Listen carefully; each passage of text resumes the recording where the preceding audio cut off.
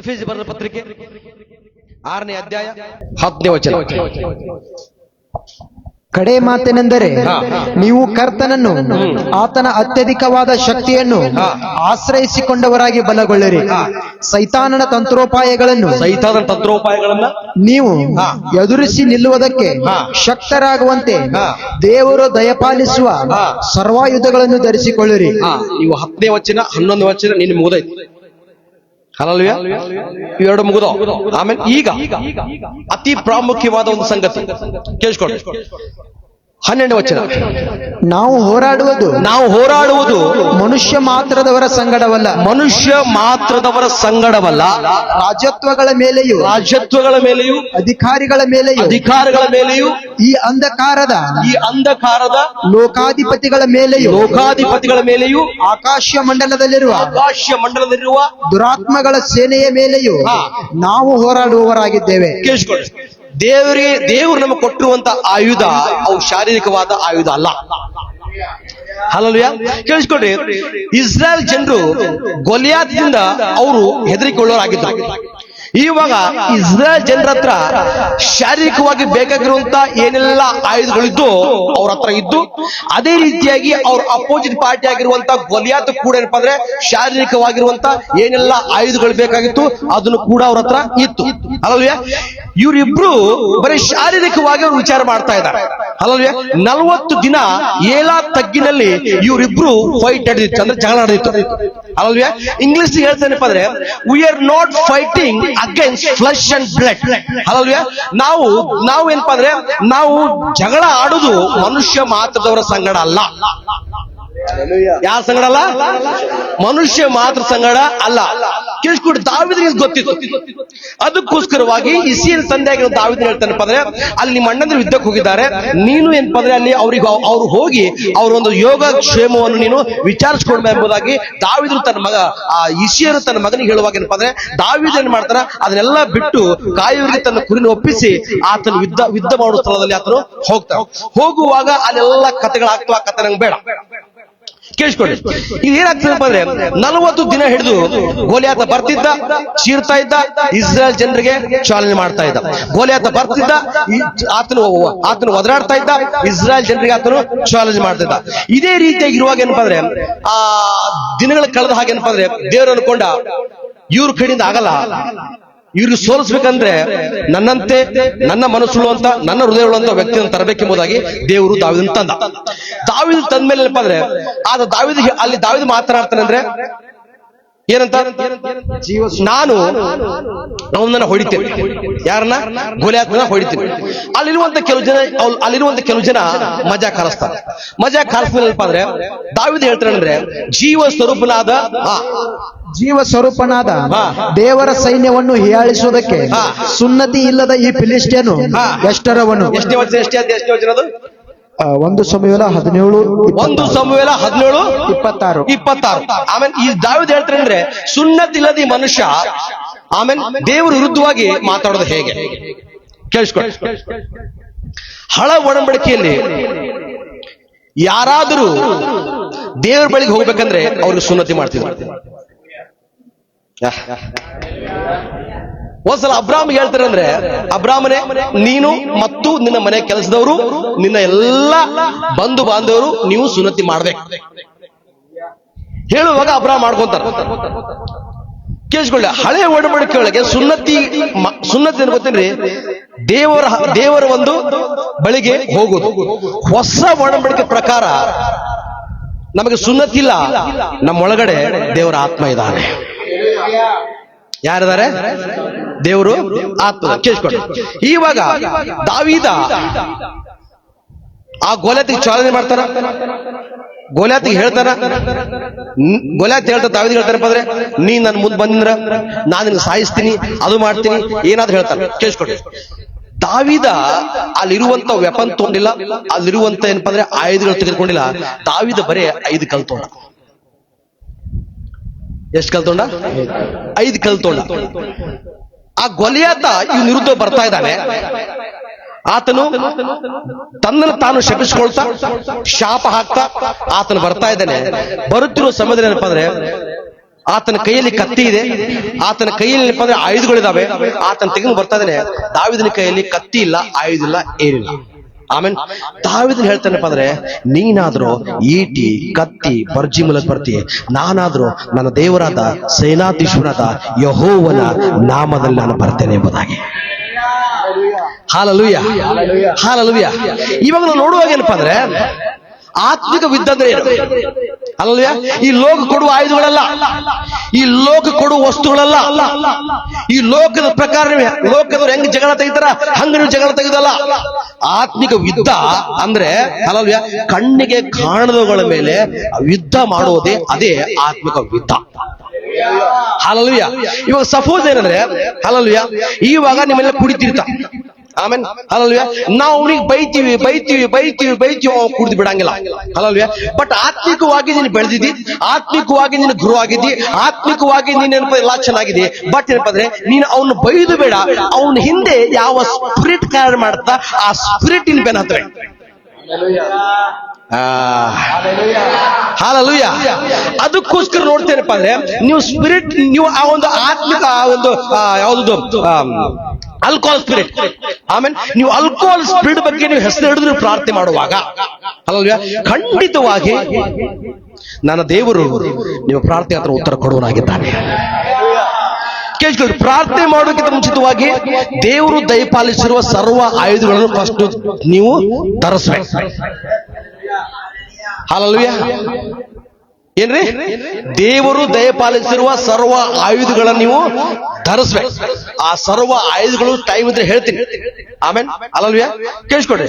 ಇವಾಗ ನೀನು ಅದನ್ನ ಹೆಸರು ಹಿಡಿದು ನೀನು ಪ್ರಾರ್ಥನೆ ಮಾಡುವಾಗ ನೀನ್ ಎಲ್ಲಿದ್ದೀನಿ? ನೀನು ಬೆಳಕಿನಲ್ಲಿದೆ. ಎಲ್ಲಿದೆ? ನೀನು ಬೆಳಕಿನಲ್ಲಿ. ಈ ಕುಡುಕುತನದಲ್ಲಿದ್ದಂತ ವ್ಯಕ್ತಿಯನ್ನ ಆತನ ಕತ್ತಲೆಯಲ್ಲಿದ್ದಾನೆ, ಆತನ ಕತ್ತಲೆ ಕಾರಣ ಮಾಡ್ತಿದ್ರೆ ನೀನು ಪ್ರಾರ್ಥನೆ ಮಾಡೋದ್ರ ಮೂಲಕವಾಗಿ ನೀನು ಬೆಳಕಾಗಿ ಈ ಕತ್ತಲೆ ಹತ್ರ ಹೋಗ್ತೀವಿ. ಏನ್ ಹೋಗ್ತಿ? ಬೆಳಕು ಕತ್ತಲೆಗೆ ಹೋದಾಗ ಏನಾಗ್ತದೆ, ಅಲ್ಲಿರುವಂತೆಲ್ಲ ಕತ್ತಲೆ ಮಾಯವಾಗ್ತದೆ. ಹಾಲೆಲೂಯಾ. ಅದಕ್ಕೋಸ್ಕರವಾಗಿ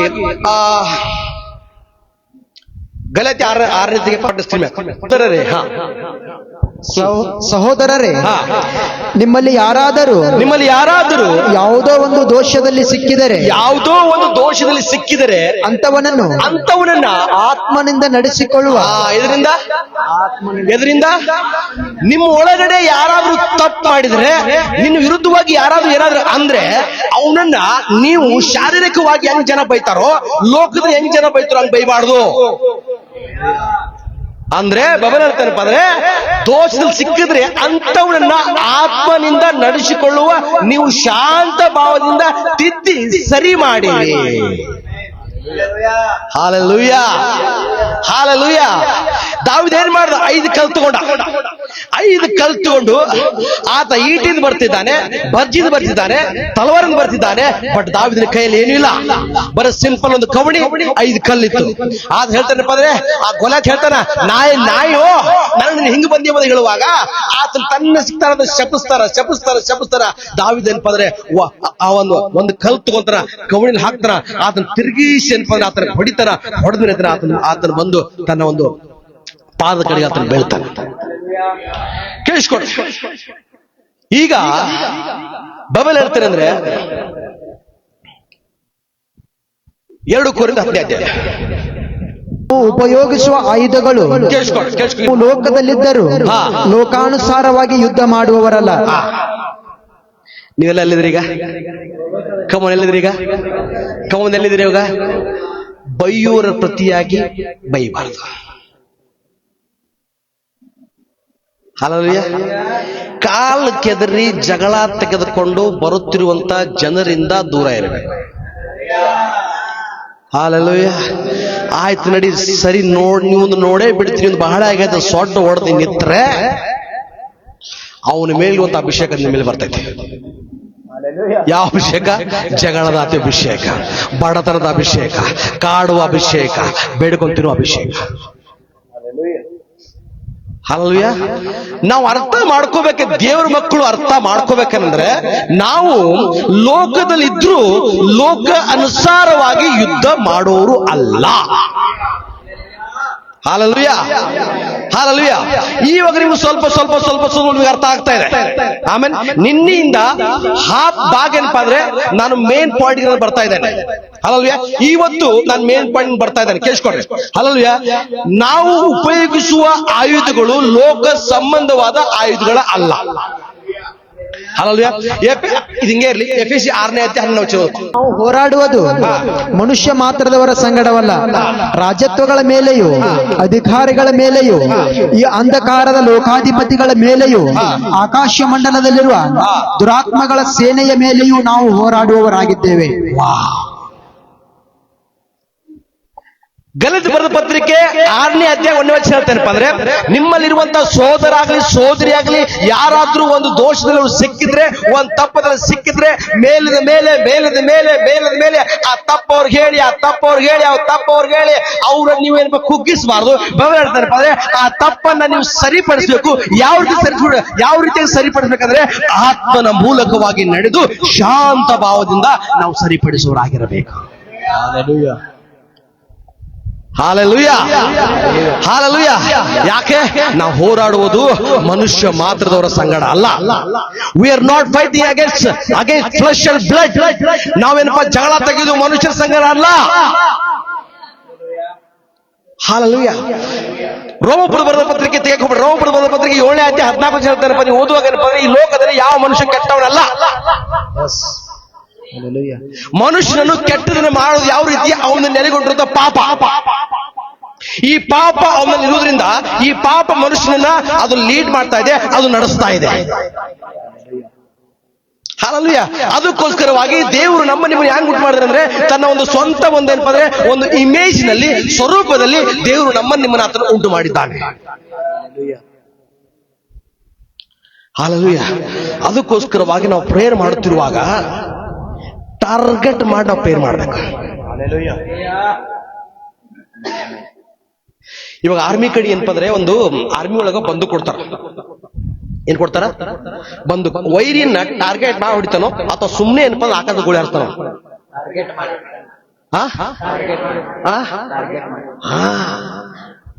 ನಾವ್ ಯಾವಾಗ ಟಾರ್ಗೆಟ್ ಮಾಡಿ ಹೊಡಿತೀವಲ್ರಿ, ಕರೆಕ್ಟ್ ಹೋಗದ ಅಲ್ಲೇ ಬೀಳ್ತೇವೆ.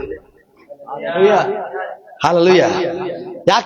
ಯಾಕಂದ್ರೆ ಬೈಬಲ್ ಹೇಳ್ತೇನಪ್ಪ ಅಂದ್ರೆ ನಾವು ಲೋಕದಲ್ಲಿ ಇದ್ರೂ ಕೂಡ ಲೋಕಾನುಸಾರವಾಗಿ ನಾವು ಯುದ್ಧ ಮಾಡೋರು ಅಲ್ಲ. ಹಾಲೆಲೂಯಾ. ಸಪೋಸ್ ಕೇಳಿಸ್ಕೊಡಿ, ನಿಮ್ ಮನೇಲಿ ಬಡತನ ಕಾಡ್ತಾ ಇದೆಯಾ? ಹಾಲೆಲೂಯಾ. ನೀವೇನಪ್ಪ ಅಂದ್ರೆ ಗಾಡಿ ಮೇಲೆ ಬರೀ ನೆಕ್ಸ್ಟ್ ಇಯರ್ ಏನಾಗಬೇಕು ಅದನ್ನ ಬರೆದು ಪ್ರತಿದಿನ ನೀವು ಅದ್ರ ಮೇಲೆ ಕೈ ಇಟ್ಟು ಕೈ ಇಟ್ಟು ಕೈ ಇಟ್ಟು ಕೈ ಇಟ್ಟು ಪ್ರಾರ್ಥನೆ ಮಾಡ್ರಿ. ಹಾಲೆಲೂಯಾ. ಕೇಳ್ರಿ, ಪ್ರಾರ್ಥನೆ ಮಾಡೋದಕ್ಕೆ ಮುಂಚಿತವಾಗಿ ನೀನು ಬೆಳಕಿನಲ್ಲಿ ಇರ್ಬೇಕು. ಎಲ್ಲಿರ್ಬೇಕು? ಈ ಬೆಳಕಿನಲ್ಲಿ ಇರುದಂದ್ರ ಇವತ್ತು ಬಂದ್ರೆ ಗೊತ್ತಾಗಲ್ಲ, ನಿನ್ನೆ ಮನೆ 2 ಕಟ್ಟಿ ಬಂದ್ರೆ ಗೊತ್ತಾಗ್ತದೆ. ಹಾಲೆಲೂಯಾ. ಅಂದ್ರೆ ದೇವರು ದಯಪಾಲಿಸಿರುವ ಸರ್ವ ಆಯುಧಗಳನ್ನು ನಾವು ಇನ್ನಲ್ಲಿ ಹೋಗಿಲ್ಲ. ನೀವು ಟಾರ್ಗೆಟ್ ಮಾಡಿ ನೀವು ಪ್ರಾರ್ಥನೆ ಮಾಡುವಾಗ 100% ಹೇಳ್ತೇನೆ ಅಂದ್ರೆ 1 ವರ್ಷ 2 ವರ್ಷ 3ನೇ ವರ್ಷ ದೇವರು 100% ಲೈಫ್ ಅದ್ಭುತ ಕಾರ್ಯ ಮಾಡೇ ಮಾಡ್ತಾರೆ. ಹಾಲೆಲೂಯಾ. ನಿನ್ನ ಮಕ್ಕಳ ಫ್ಯೂಚರ್ ಬಗ್ಗೆ ತಗೋರಿ. ನೀನು ನಿನ್ನ ಮನೆಯಲ್ಲಿ ಏನಪ್ಪಾ ಅಂದ್ರೆ ಯಾರಾದ್ರೂ ಜೂಜಾಟ ಆಡ್ತಾರ, ಯಾರಾದ್ರೂ ಕೆಟ್ಟ ಚಟಗೊಳಗಾಗಿದ್ದಾರ, ಹಾಲೆಲೂಯಾ, ಅವರು ಒಂದು ಹೆಸರು ಬರೀ ಡೈಲಿ ಕೈ ಪ್ರೇಯರ್ ಮಾಡೋ, ಉಪವಾಸದ ಪ್ರೇಯರ್ ಮಾಡೋ, ಅಳುತ್ತಾ ಪ್ರೇಯರ್ ಮಾಡೋ, ಗೋಳಾಡುತ್ತಾ ಪ್ರೇಯರ್ ಮಾಡೋ, ನಕ್ಕೋತಾ ಪ್ರೇಯರ್ ಮಾಡೋ, ಖುಷಿಯಾಗಿ ಪ್ರಾರ್ಥನೆ ಮಾಡೋ. ಹಾಲೆಲೂಯಾ. ಒಂದ್ ದಿನ ಬರ್ತದೇನಪ್ಪ ಅಂದ್ರೆ ನಿನ್ನ ಗಂಡನೋ ನಿನ್ನ ಮಗನೋ ನಿನ್ನ ಒಂದು ಯಾವುದೇ ಯಾರೇ ಇದ್ರೂ ಕೂಡ ಕುಡುಕ್ತನಿಂದ ಸಂಪೂರ್ಣವಾಗಿ ಆತನು ಮುಕ್ತವಾಗ್ತಾನೆ. Hallelujah, hallelujah. ಯಾಕೆಂದ್ರೆ ನಾವು ಲೋಕ ಅನುಸಾರವಾಗಿ ಯುದ್ಧ ಮಾಡೋರು ಅಲ್ಲ. Hallelujah, hallelujah. ಕೇಳಿಸ್ಕೊಡ್ರಿ. ಇವಾಗ ನೀವೆಲ್ಲರೂ ಕೆಲವು ಜನ ಬಂದು ಹೇಳ್ತಾರೆ 24 ತಾಸು ಪ್ರಾರ್ಥನೆ ಮಾಡಿದಾಗ ಏನಾಯ್ತು, 48 ತಾಸು ಪ್ರಾರ್ಥನೆ ಮಾಡಿದಾಗ ಏನಾಯ್ತು ಅಂತ ಕೆಲವು ಜನ ಬಂದು ಹೇಳ್ತಾರೆ. ನಿಮ್ಮ ಅನುಭವ ಹೇಳ್ತೀರಿ. ದೇವರಿಗೆ ಸ್ತೋತ್ರ. ಕೇಳಿಸ್ಕೊಡ್ರಿ. ಯಾವಾಗ್ಲೂ ನಿನ್ ಪ್ರಾರ್ಥನೆ ಮಾಡುವಾಗ ಒಂದು ಸ್ಟೆಪ್ ನಿನ್ ಮುಂದೆ ತೊಗೊಂಡ್ರೆ ನಿನ್ ವೈರಿ ನಿನ್ ಬಗ್ಗೆ ಆತನ ಖುಷಿ ಪಡಂಗಿಲ್ಲ. ಹಾಲೆಲೂಯಾ. ನೀನ್ ಪ್ರತಿದಿನ ಬೈಬಲ್ ಓದೋ ಕೂತ್ರೆ ನಿನ್ ವೈರಿ ನಿನ್ ಬಗ್ಗೆ ಖುಷಿ ಪಡಂಗಿಲ್ಲ. Hallelujah, hallelujah. ನಾನು ರಾತ್ರಿ ಬಂದು ಹೇಳ್ತಾವ, ಏನ್ ಮಾಡಕತ್ತೀಯೋ ನಾ ನಿನಗ್ ಬಿಡಂಗಿಲ್ಲ. ಹಲ್ಲೆಲೂಯಾ, ನಿನ್ನ ಬಿಡಂಗಿಲ್ಲ. ಹಲ್ಲೆಲೂಯಾ. ನಾನು ಹೇಳ್ತೀನಪ್ಪ ಅಂದ್ರೆ ನೀ ಏನ್ ಬೇಕಾದ್ ಮಾಡು, ನನ್ನ ಜೊತೆ ದೇವರಿದಾರ. ಯಾಕಂದ್ರೆ ನನ್ನ ತಲೆಯಲ್ಲಿರುವಂತ ಒಂದು ಕೂದಲು ಕೂಡ ನಿನ್ನ ಮುಟ್ಟಕ್ಕೆ ಸಾಧ್ಯ ಇಲ್ಲ. Hallelujah, hallelujah. ಯಾಕಂದ್ರೆ ಈ ಲೋಕದಲ್ಲಿರುವಂತ ದುರಾತ್ಮಗಳಿಗೆ ಇಷ್ಟ ಇಲ್ಲ ನೀನು ಪ್ರಾರ್ಥನೆ ಮಾಡೋದು, ಬೈಬಲ್ ಓದೋದು, ಉಪವಾಸ ಮಾಡೋದು, ಪ್ರಾರ್ಥನೆ ಬರೋದು, ಸಭೆಗೆ ಬರೋದು, ಸಭೆಯಲ್ಲಿ ಇರುವಂತ ವಾಕ್ಯಗಳನ್ನ ಕೈಕೊಂಡು ನಡೆಯುವುದು. ಈ ಲೋಕದಲ್ಲಿರುವಂತ ಸೈತಾನನಿಗೆ, ದುರಾತ್ಮಗಳಿಗೆ ಅವು ನಿನ್ನ ಕಂಡ್ರ ಕುರಿತಾವ. Hallelujah, hallelujah. ಅದಕ್ಕೋಸ್ಕರವಾಗಿ ನಾವು ಉಪಯೋಗಿಸುವ ಆಯುಧಗಳು ಲೋಕ ಸಂಬಂಧವಾದ ಆಯುಧಗಳಲ್ಲ. ಅವು ದೇವರ ಎಣಿಕೆಯಲ್ಲಿ ಬಲವಾಗಿದ್ದು ಕೋಟೆಗಳನ್ನ ಕೆಡವಿ ಹಾಕುವಂತವುಗಳ ಆಗಿವೆ. ನಾನೇನೋ ಹೇಳಿದೆ, ಕೋಟೆಗಳನ್ನ ಏನ್ರಿ ಹೇಳಿ, ಕೋಟೆಗಳನ್ನ. ಕೋಟೆ ಹೆಂಗಿರ್ತೈತೆ? ಕೋಟೆ ಹೆಂಗಿರ್ತದ ಕೋಟೆ? ಎಷ್ಟು ಫೂಟ್ ಅಡ್ಡಂಗಿರ್ತದದು? ಹಲ್ಲೆಲೂಯಾ. ಇವಾಗ ಗೋಳ್ ಗುಟ್ ಹೆಂಗ್ ಕಟ್ಟಿದ್ದಾರೆ? ಅದು ಕಟ್ಟಿ ಎಷ್ಟು ವರ್ಷ ಆಗೈತಿ? ಬಹಳ ವರ್ಷ ಆಗೈತಿ. ಆದ್ರೂ ಕೂಡ ಅದ್ರ ಮ್ಯಾಗಿಂದ ಒಂದು ಕಲ್ಸದ ಅಳಗಾಡಿಲ್ಲ ನೋಡಿ. ಹಲ್ಲೆಲೂಯಾ. ಕೋಟೆ ಅಂದ್ರೆ ಹಂಗಿರ್ತಾವ. ಹಲ್ಲೆಲೂಯಾ. ನೀನು ಪ್ರಾರ್ಥನೆ ಮಾಡುವಾಗ ನಿನ್ನ ಸಮಸ್ಯೆ ಕೋಟೆ ಆಗಿರ್ಬೋದು, ನಿನ್ನ ಕಣ್ಣೀರು ಕೋಟೆ ಆಗಿರ್ಬೋದು, ನಿನ್ನ ದುಃಖ ಕೋಟೆ ಆಗಿರ್ಬೋದು, ನಿನ್ನ ಕುಟುಂಬದಲ್ಲಿ ಕೋಟೆ ಗಟ್ಟಲೆ ಏನಪ್ಪಾ ಅಂದ್ರೆ ಆ ಒಂದು ಸಮಸ್ಯೆ ಇದ್ದಿರ್ಬೋದು. ನೀನು ಪ್ರಾರ್ಥನೆ ಮಾಡುವಾಗ ದೇವರು ಅವುಗಳಿಂದ ಬಿಡುಗಡೆ ಕೊಡುವನಾಗಿದ್ದಾನೆ. Hallelujah, hallelujah. ಅದಕ್ಕೋಸ್ಕರ ಸ್ಟಾರ್ಟಿಂಗ್ ಹೇಳಿದೇನಪ್ಪ ಅಂದ್ರೆ ಈ ಪ್ರಾರ್ಥನೆ, ಈ ಉಪವಾಸ ಪ್ರಾರ್ಥನೆಯಲ್ಲಿ ನಿಮ್ಮ ಜೀವಿತ ಬದಲಾವಣೆ ಆಗ್ತೈತೆ. ಏನಾಗ್ತದ? ಜೀವಿತ ಬದಲಾವಣೆ ಆಗ್ತೈತೆ. Hallelujah, hallelujah. ನಾನು ಹೇಳಕ್ ಇಷ್ಟಪಟ್ಟು ಕೇಳಿಸ್ಕೊಡ್ರಿ. ನಾವು ಏನು ಬರಳ್ತಿದ್ವಿ? ಅವು ದೇವರ ಎಣಿಕೆಯಲ್ಲಿ ಬಲವಾಗಿದ್ದು ಕೋಟೆಗಳನ್ನ ಕೆಡವಿ ಹಾಕುವಂಥದ್ದುಗಳಾಗಿದೆ. Hallelujah, hallelujah.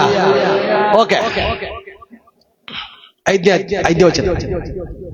ನಾವು ವಿತರ್ಕಗಳನ್ನು, ದೇವಜ್ಞಾನವನ್ನು ವಿರೋಧಿಸುವುದಕ್ಕೆ ಏರಿಸಲ್ಪಟ್ಟಿರುವ ಉನ್ನತವಾದ ಎಲ್ಲಾ ಕೊತ್ತಲೆಗಳನ್ನು ಕೆಡವಿ ಹಾಕಿ ಎಲ್ಲಾ ಯೋಚನೆಗಳನ್ನು ಕ್ರಿಸ್ತನಿಗೆ ವಿಧೇಯವಾಗುವಂತೆ ಸೆರೆ ಹಿಡಿದು ನಿಮ್ಮ ವಿಧೇಯತ್ವವು ಪರಿಪೂರ್ಣವಾದ ಮೇಲೆ ಎಲ್ಲಾ ಅವಿಧೇಯತ್ವಕ್ಕೆ ಶಿಕ್ಷೆ ಮಾಡುವುದಕ್ಕೆ ಸಿದ್ಧರಾಗಿದ್ದೇವೆ. Hallelujah, hallelujah, hallelujah. ಹೇಳಿ, ನನ್ನ ಪ್ರಾರ್ಥನೆ ಕೋಟೆಗಳನ್ನ ಕೆಡವಿ ಆಗ್ತದೆ. ಯಾರ ಪ್ರಾರ್ಥನೆ ಕೋಟೆಗಳನ್ನ ಕೆಡವಿ ಆಗ್ತದೆ? ಕಮಾನ್ ಹೇಳಿ, ನನ್ನ ಪ್ರಾರ್ಥನೆ, ನನ್ನ ಪ್ರಾರ್ಥನೆ, ನನ್ನ ಪ್ರಾರ್ಥನೆ, ನನ್ನ ಪ್ರಾರ್ಥನೆ, ನನ್ನ ಪ್ರಾರ್ಥನೆ. ನಮ್ಮ ತಾಯಿ ತಂಬಾಕು ಚಿಕ್ಕದ ನಿಡು ತಂಬಾಕು ತಿಲಾಕಿ ಈಗ ಒಂದು 10 ರಿಂದ 11 ವರ್ಷ, ಒಂದು 15 ವರ್ಷಕ್ಕೆ ತಂಬಾಕು ಬಿಟ್ಟಾಳಕ್ಕೆ. ಹಲ್ಲೆಲೂಯಾ. ತಂಬಾಕ ಮೊದಲು ನನಗೆ ಏನು ಅನಿಸ್ತಿದ್ದಿಲ್ಲ, ಯಾಕಂದ್ರೆ ನಾನು ಯೇಸು ನಂಬಿಲ್ಲ. ಯಾವಾಗ ಯೇಸು ಸ್ವಾಮಿ ನಂಬುದ್ನೋ, ನಂದು ಫಸ್ಟ್ ಒಂದು ಆಪರೇಷನ್ ಮನೆಯಲ್ಲಪ್ಪ ಅಂದ್ರೆ ಆಕೆ ತಂಬಾಕು ಬಿಡಿಸೋದಾಗಿತ್ತು. ಹಲ್ಲೆಲೂಯಾ. ಆಕೆಗೆ ನಾನು ಏನ್ ಹಚ್ಚಿದಿಲ್ಲ, ಬೈತಿದ್ದಿಲ್ಲ, ಏನ್ ಹಚ್ಚಿದಿಲ್ಲ. ಜಸ್ಟ್ ಏನಪ್ಪ ಅಂದ್ರೆ ಆ ತಂಬಾಕು ವಿರುದ್ಧವಾಗಿ ನಾನು ಪ್ರಾರ್ಥನೆ ಮಾಡ್ತಾ ಇದ್ದೆ. ಒಂದು ಪ್ರಾರ್ಥನೆ ಮಾಡಿದ ತಕ್ಷಣ ಅದು ಬಿಟ್ಟೋಗಿಲ್ಲ. 1 ವರ್ಷ ಆಯ್ತು, 2 ವರ್ಷ ಆಯ್ತು, 3 ವರ್ಷ ಆಯ್ತು, 4 ವರ್ಷ ಆಯ್ತು. 5ನೇ ವರ್ಷಕ್ಕೆ ನಾನು ಬಂದ ಮುಂದೆ ಹೇಳ್ತಾರಂದ್ರೆ, ಅಪ್ಪ ನಾ ತಂಬಾಕು ತಿನ್ನಕತ್ತೀನಿ, ಅದು ನನ್ನ ಬಾಯಿಗೆ ಹಾಕೋ ಕೈ ಅನ್ಸಾಕತ್ತ ಎಂಬುದಾಗಿ ಹೇಳಿದ್ರು. Hello, hallelujah, hallelujah. ಯಾಕೆ ಕೈ ಅನಿಸ್ತದ? ಯಾಕಂದ್ರೆ ನಾನು ಪ್ರಾರ್ಥನೆ ಮಾಡೀನಿ. ಟಾರ್ಗೆಟ್ ಮಾಡಿ, ಒಂದು ವಿಷಯಕ್ಕೆ ಟಾರ್ಗೆಟ್ ಮಾಡಿ. ಹಲ್ಲೆಲೂಯಾ. ಜನರ ಬಲಹೀನತೆಗಳು ನೋಡಿ ಜನರ ಬಗ್ಗೆ ಮಾತಾಡಕ್ ಹೋಗ್ಬೇಡ್ರಿ. ಹಲ್ಲೆಲೂಯಾ. ಯಾರೋ ಒಬ್ರು ತಪ್ಪು ಮಾಡ್ಯಾರ ಅಂತ ಹೇಳಿ ಆ ತಪ್ಪಿನ ಬಗ್ಗೆ ಮಾತಾಡಕ್ ಹೋಗ್ಬೇಡ್ರಿ. ನಾವು ನೀವು ಮನುಷ್ಯರು ಸಹಜ, ತಪ್ಪು ಮಾಡುವುದು ಸಹಜ. ಹಲ್ಲೆಲೂಯಾ. ಒಂದ್ ವೇಳೆ ನಾವು 100% ಕರೆಕ್ಟ್ ಆಗಿ ಇದ್ದಿದ್ವಿ ಅಂದ್ರೆ ಇವತ್ತು ನಾವಿಲ್ಲಿ ಇರ್ತಿರ್ಲಿಲ್ಲ. ಬಹಳ ಜನ ಕ್ವಶನ್ ಕೇಳ್ತಾರಪ್ಪ, ಯೇಸು ಸ್ವಾಮಿ ಯಾಕೆ 100 ವರ್ಷ ಬದುಕಿಲ್ಲ? ಯಾಕೆ ಬದುಕಿಲ್ಲ 100 ವರ್ಷ ಸ್ವಾಮಿ? ಯೇಸು ಸ್ವಾಮಿ 100% ಮನುಷ್ಯನಾಗಿದ್ದ, ಯೇಸು ಸ್ವಾಮಿ 100% ದೇವರಾಗಿದ್ದ. ಅದಕ್ಕೋಸ್ಕರವಾಗಿ ಆತನು ತಾನೇನ್ ಮಾಡ್ಬೇಕೆಂದು ಆತನು ಮುಗಿಸಿ ಬೇಗನೆ ಪರಲೋಕದಲ್ಲಿ ಆತನು ಹೋಗ್ಬಿಟ್ಟ. Hallelujah, hallelujah, hallelujah. ದೇವ್ರನ್ನ ಇಷ್ಟ ಆದ್ರೆ ದೇವ್ರನ್ನ ಬಿಡಂಗಿಲ್ಲ. ಹನೋಕ್ 300 ವರ್ಷ ದೇವರೊಟ್ಟಿಗೆ ನಡೆದ. ಯಾಕಂದ್ರೆ ಹನೋಕನ ಜೀವಿತ ದೇವರಿಗೆ ಇಷ್ಟ ಆಯ್ತು. ಹನೋಕ್ ಹೋಗ್ತಾ ಹೋಗ್ತಾ ಹೋಗ್ತಾ ಹೋಗ್ತಾ ಗಪ್ಪಾಬಿಟ್ಟ. ಸಾಧು ಸುಂದರ್ ಸಿಂಗ್, ಹಲ್ಲೆಲೂಯಾ, ಅವನು ಕೂಡ ಹಿಂಗೆ ಗಪ್ಪಾಬಿಟ್ಟ. ಆತ ಲೈಫ್ ದೇವ್ರಿಗೆ ಇಷ್ಟ ಆಯ್ತು. ಸಾಧು ಸುಂದರ್ ಸಿಂಗ್ ಒಂದು ಗುಡ್ಡ ಪೇರ್ ಮಾಡ್ತಾ ಮಾಡ್ತಾ ಮಾಡ್ತಾ ಮಾಡ್ತಾ ಹೋದಾಗ ಏನಂತಂದ್ರೆ ಆತ ಹೋದ ವಾಪಸ್ ಬರಲೇ ಇಲ್ಲ. ಹಲೋ, ದೇವರು ನಿನ್ನ ಒಳಗಡೆ ಅಸಾಧಾರಣವಾದ ಕಾರ್ಯವನ್ನು ಅದನ್ನು ಹಾಕಿದ್ದಾನೆ. Hallelujah, hallelujah. ಅದಕ್ಕೋಸ್ಕರವಾಗಿ ಕಷ್ಟ ಬಂತಂತೇಳಿ ಅಳ್ಳಕ್ ಹೋಗ್ಬೇಡ, ಸಮಸ್ಯೆ ಬಂತಂತೇಳಿ ಅಳ್ಳಕ್ ಹೋಗ್ಬೇಡ, ನಿನ್ ಮಗ ಮಿತಿ ಮೀರಿ ಹೋಗಿದ್ದೇನೆಂಬುದೇ ಅಳ್ಳಕ್ ಹೋಗ್ಬೇಡ. ನೀವ್ ಹೇಳ್ರಿ ನಿನ್ನ ಮಗನಿಗೆ ಹೇಳ್ರಿ, ಮಗನೇ ನಾನ್ ನಿನಗೋಸ್ಕರ ಪ್ರಾರ್ಥನೆ ಮಾಡ್ತೀನಿ. ಎಷ್ಟು ಕುಡಿ ಯಾಕ ನೀನಿನ್ ಕೂದಲು ಪ್ರಾರ್ಥನೆ ಮಾಡ್ತಾ ಇದೆ. ಮುಂದೊಂದು ದಿನ ಆ ಕುಡಿಯುವಂತ ಸೆರೆ ಅವನ ಬಾಯಿಗೆ ಕೈ ಆಗ್ಲಿಕ್ಕೆ ಪ್ರಾರಂಭವಾಗ್ತೈತಿ. ಹಲ್ಲೆಲೂಯಾ. ಆತನ್ ಯಾರು ಹೇಳಿದ್ರು ಕೂಡ ಬಿಡಂಗಿಲ್ಲ. ಬಟ್ ನಿನ್ನ ಪ್ರಾರ್ಥನೆ ಅವನನ್ನ ಕುಡುಕ್ತನದಿಂದ ವಾಪಸ್ ಕರ್ಕೊಂಡು ಬಂದೇ ಬರ್ತೈತಿ. Hallelujah, hallelujah. ಯಾಕೆ ನಾವು ಆರಾಧಿಸುವ ದೇವರು, ಸೇವಿಸುವ ದೇವರು, ಪೂಜಿಸುವ ದೇವರು ಹಾಲೆಲೂಯಾ ಸತ್ತ ದೇವರಲ್ಲ, ಆತನು ಜೀವಂತ ದೇವರಾಗಿದ್ದಾನೆ. ಹಾಲೆಲೂಯಾ. ಫಸ್ಟ್ ನೀ ಬೆಳಕಿನಲ್ಲಿರಬೇಕು. ಎಲ್ಲಿರಬೇಕು? ಬೆಳಕಿನಲ್ಲಿರಬೇಕು. ನೀವೇ ಕತ್ಲಾಗಿದ್ದು, ನೀವೇ 1 ತಿಂಗಳು ಹಿಂಗ, 1 ತಿಂಗಳ ಹಂಗ, 1 ತಿಂಗಳ ಹಿಂಗ, 1 ತಿಂಗಳ ಹಂಗ, 1 ತಿಂಗಳ ಚರ್ಚ್ನಾಗ ಭಾರಿ ಸ್ಪಿರಿಚುವಲಿ, 1 ತಿಂಗಳ ಲೋಕದಲ್ಲಿ ಭಾರಿ ಸ್ಪಿರಿಚುವಲಿ. 1 ತಿಂಗಳ ಚರ್ಚ್ನಾಗ ಆಡುವಂತ ಎಲ್ಲ ಆತ್ಮೀಯ ಮಾತುಗಳು, ಇನ್ನೊಂದು ತಿಂಗಳ ಲೋಕದ ಅನುಸಾರವಾಗಿ ಮಾತುಗಳು. ಹಿಂಗಿತ್ತಪ್ಪ ಅಂದ್ರೆ ವರ್ಕೌಟ್ ಆಗಲ್ಲ. ಆಗಲ್ಲ, ಆಗಲ್ಲ, ಆಗಲ್ಲ. ನಿನ್ನನ್ನು ಸಂಪೂರ್ಣವಾಗಿ ದೇವ್ರಿಗೆ ಒಪ್ಪಿಸ್ಕೊಡ್ಬೇಕು. ಯಾರಿಗೆ ಒಪ್ಪಿಸ್ಕೊಡ್ಬೇಕು? ಕೇಳಿಸ್ಕೊ. ಒಬ್ಬ ಡಾಕ್ಟರ್ ಏನಪ್ಪ ಅಂದ್ರೆ ಏನೋ ಆಪರೇಷನ್ ಮಾಡ್ಬೇಕಂದ್ರೆ ಪೇಷಂಟ್ ಒಲ್ಲತ್ತಾನ, ಡಾಕ್ಟರ್ ಮಾಡ್ತಾರ?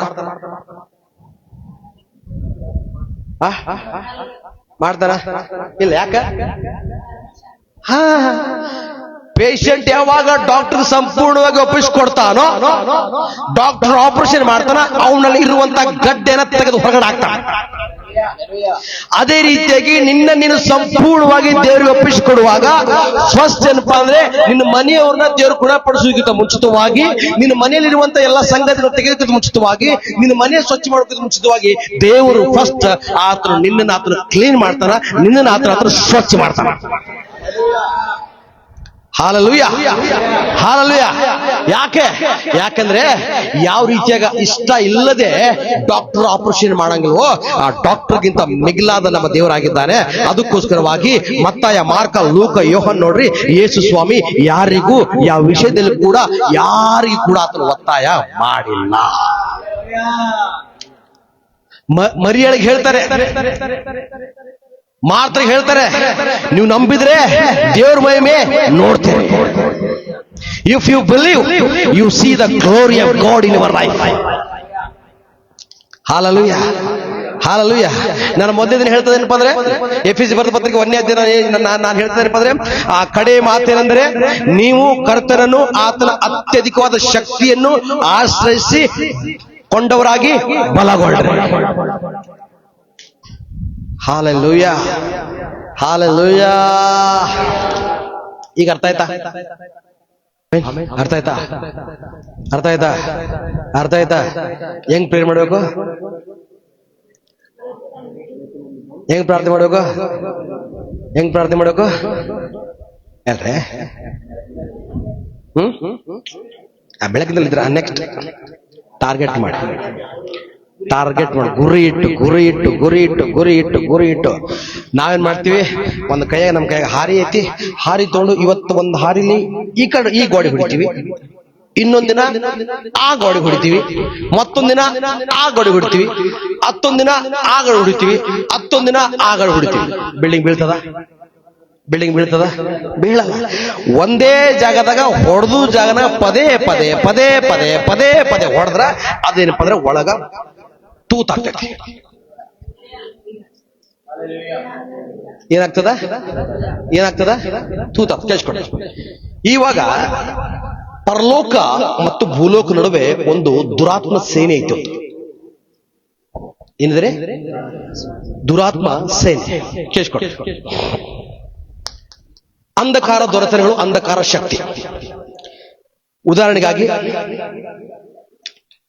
ದಾನಿಯೇಲ ಬರೆದ ಪತ್ರಿಕೆ 10ನೇ ಅಧ್ಯಾಯ ಬರೀ ಬರ್ಕೊಡ್ರಿ, ನಾನು ಹೇಳ್ತೀನಿ. ಈ ದಾನಿಯೇಲನು 21 ದಿನ ಉಪವಾಸ ಪ್ರಾರ್ಥನೆ ಮಾಡ್ತಾನೆ. ಬೈಬಲ್ ಹೇಳ್ತಾನೆ ಅಂದ್ರೆ ದಾನಿಯೇಲನು ಯಾವ ದಿನ ಉಪವಾಸ ಪ್ರಾರ್ಥನೆ ಮಾಡಿದ್ರು ಅದೇ ದಿನ ದೇವರಿಗೆ ಮುಟ್ತು. ಅಲ್ವೇ? ಆ ದಾನಿಯೇಲನು ಉಪವಾಸ ಪ್ರಾರ್ಥನೆ ಮಾಡುತ್ತಿರುವಾಗ 21 ದಿನ ಮುಗಿತು. 21 ದಿನ ಕೊನೆಯ ದಿನದಲ್ಲಿ ದೇವದೂತಾಗಿರುವಂತ ಮಿಕಾಯಲ ಬರ್ತಾನೆ. ಅಂದ್ರೆ ದಾನಿಯೇಲನೇ, ನೀನು ಯಾವಾಗ ಪ್ರಾರ್ಥನೆ ಮಾಡಿಯೋ ಅವತ್ತೇ ನಿನ್ನ ಒಂದು ರಿಕ್ವೆಸ್ಟ್ ನನಗೆ ಮುಟ್ತು.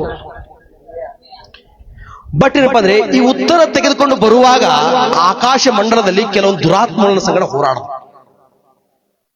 ಏನದು? ಕೆಲವು ದುರಾತ್ಮಗಳು ನನ್ನ ಸಂಗಡ ಹೋರಾಡುದು. ಅದಕ್ಕೆ ನನಗೆ ಇಷ್ಟು ಲೇಟ್ ಆಯ್ತು. ಹಾಲೆಲೂಯಾ. ಓಕೆ, ಇವಾಗ ಯೋಬ 1:6-7. ಒಂದು ದಿನ ದೇವದೂತರು ಯೆಹೋವನ ಸನ್ನಿಧಿಯಲ್ಲಿ ಕಾಣಿಸಿಕೊಳ್ಳುವುದಕ್ಕೆ ಬರಲಾಗಿ ಸೈತಾನನು ಎಂಬ ಆಪಾದಕ ದೂತನು ಅವರ ಜೊತೆಯಲ್ಲಿ ಬಂದನು.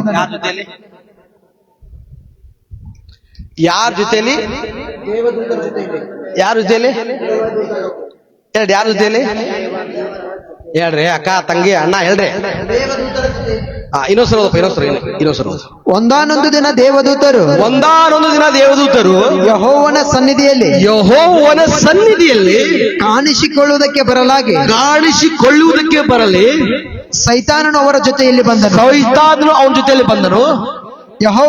ಯೆಹೋವನು ಸೈತಾನನನ್ನು ಎಲ್ಲಿಂದ ಬಂದಿ ಎಂದು ಕೇಳಲು ಸೈತಾನನು ಯೆಹೋವನಿಗೆ ಭೂಲೋಕದಲ್ಲಿ ಸಂಚರಿಸುತ್ತಾ ಅಲ್ಲಲ್ಲಿ ತಿರುಗುತ್ತಾ ಇತ್ತು ಬಂದೆನು ಎಂದು ಹೇಳಿದನು.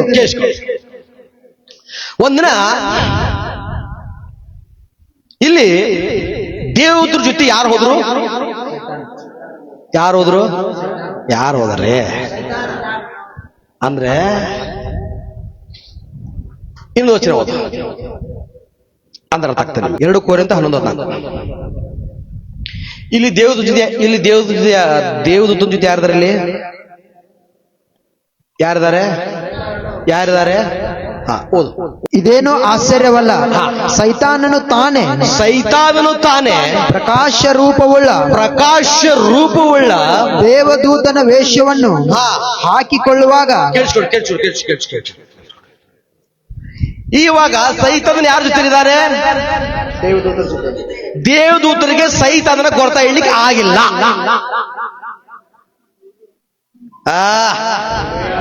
ಹಾಲೆಲೂಯಾ.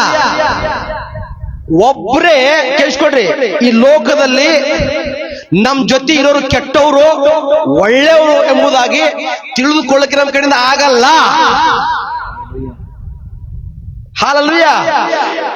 ನಿನ್ನ ಮುಂದೆ ಚಲೋ ಮಾತಾಡ್ತಿರ್ತಾರ, ನಿನ್ನ ಬೆನ್ ಹಿಂದೆ ನಿನಗೆ ಅವ್ರು ಚೂರಿಯಾಗಿ ನೋಡ್ತಾರ. ಹಾಲೆಲೂಯಾ. ಬಟ್ ದೇವರೊಬ್ಬನೇ ಮಾತ್ರ ಈತನು ಸೈತಾನಿದಾನೋ ಈತನು ದೇವದೂತನಿದ್ದಾನೆ ಎಂಬುದಾಗಿ ತಿಳ್ಕೊಳ್ಳಲಿಕ್ಕೆ ಸಾಧ್ಯ ಆಗ್ತೈತೆ. ಹಾಲೆಲೂಯಾ. ಬೆಳ್ಳಗಿರುವುದೆಲ್ಲ ಹಾಲಲ್ಲ. ಸೈತಾನ್ ಇಸ್ ವೆರಿ ಚಾಲು. ಅದಕ್ಕೋಸ್ಕರವಾಗಿ ದೇವದ್ರ ಸಂಗಡ ಆತನು ಎಲ್ಲಿ ಹೋದ? ದೇವ್ರ ಸನ್ನಿಧಿಲಿ ಹೋದ. ದೇವ್ರ ಸನ್ನಿಧಿ ಹೋದಾಗ ದೇವ್ರ ಏನಪ್ಪಾ ಅಂದ್ರೆ ಆತನ ಪಟ್ಟನೆ ಆತನ ಗುರುತ ಹಿಡ್ದ. ಸೈತಾನರೇ, ಎಲ್ಲಿಂದ ಬಂದಿ? ಯಾಕೆ ಬಂದಿ? ದೇವರೇ, ಲೋಕವೆಲ್ಲ ತಿರುಗಾಡ್ತಾ ಸುತ್ತಾಡ್ತಾ ನಾನು ಬಂದೆ. ಹಾಲೆಲೂಯಾ.